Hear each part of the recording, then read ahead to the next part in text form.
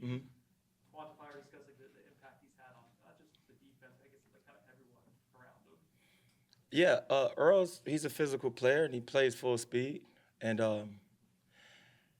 so when I was with the Panthers, I coached with a guy named Steve Wilkes, and he used to tell me the physicality of your defense will be measured by the secondary. And it just always stuck with me, and it's just how we have to play that way. We want to be a physical team, we want to play hard, but I would say he inspires the rest of the guys to, you know, play hard and hit hard and try to be physical in that. So yeah, he's doing a good job so far. If I can follow up on it, the physicality of the secondary in general, then with that in mind, like how have you been pleased with that through excuse me, 2 games?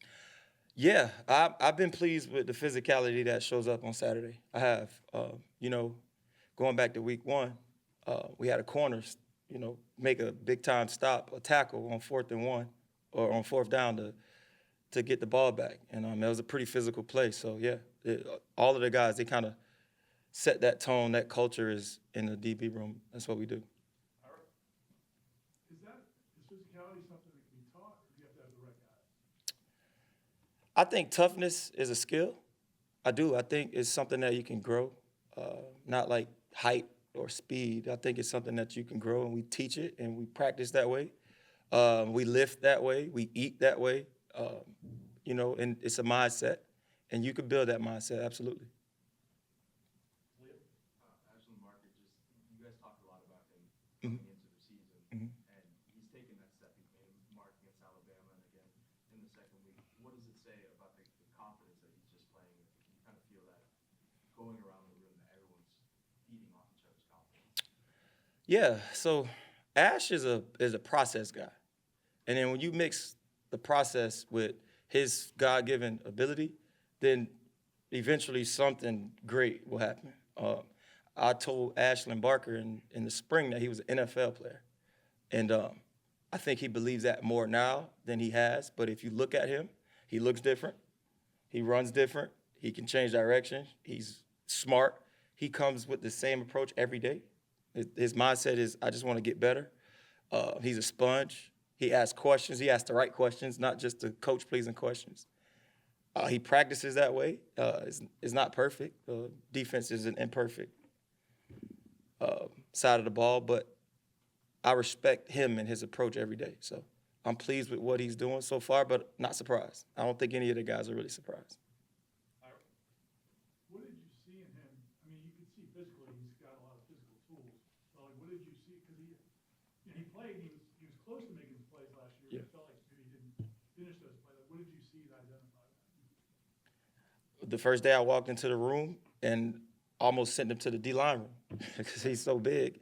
Then I seen him run, and then all summer he was winning the sprints and the change of direction stuff. And I had him with the bottom, the very, very bottom, on purpose. I wanted to see how he was going to react or respond to it. And I could see him getting frustrated, but he just kept. And probably about midway through training camp, I just told him, I said, you're the starter. And so when you watch him, when you see a big guy who can run, who's not afraid of contact. He can catch, he can cover, he's smart. It's really a no-brainer. He just had to carry himself that way, and people had to see him in that light, and I think we do now. Were there any young guys that jumped out to you in East Texas A&M when they got opportunities? Oh, the young guys. Yeah, I would say I'm probably most pleased with the young guys. There's a standard. Honestly, to be honest, as a defense, I think we're past the state of who are we playing. I think we're more tapped into how do we get better, and that's a day-to-day thing. So when you see those guys going out there, like they line up the same way the first, second, that all the groups line up the same. They play with the same physicality. They play with the same effort. Again, defense isn't perfect, so it's never going to be perfect, right? But those guys, they play hard. They try to be physical. They run around. They do well on special teams. And it's the culture and the defense. Coach White sets the tone for us. So I'm pleased with those guys. One more question on Ashland. You mentioned midway through training camp, he started to he said he was going to be the starter. I guess when in training camp did you kind of see like, okay, I feel good good that he's going to get a bunch of reps and actually start the pros? Well, again, in the spring, I told him he was an NFL player.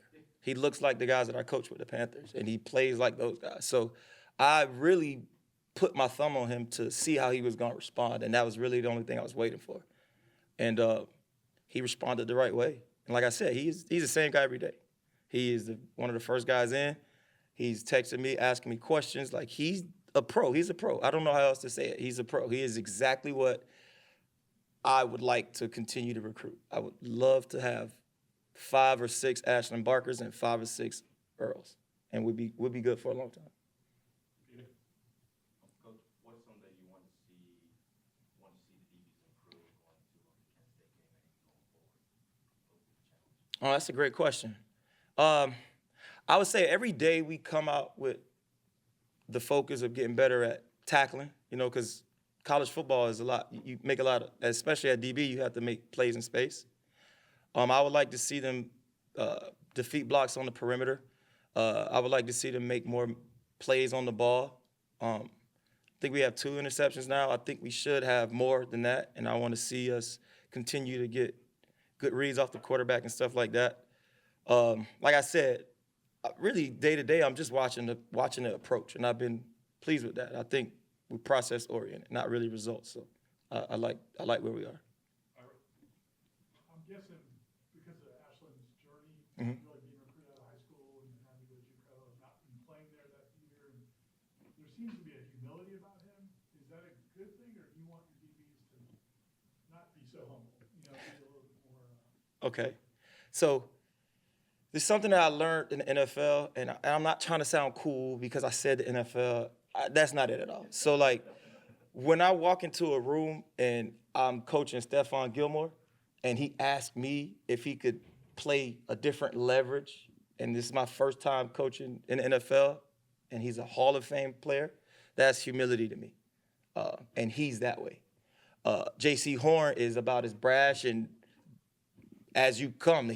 That's how he is every single day. So it's not cookie cutter. Like I said, I love JC's approach, and I love Gilly's approach, and I love Earl's approach, and I love Ash's approach. It's really about what they do day to day and not how they present themselves all the time.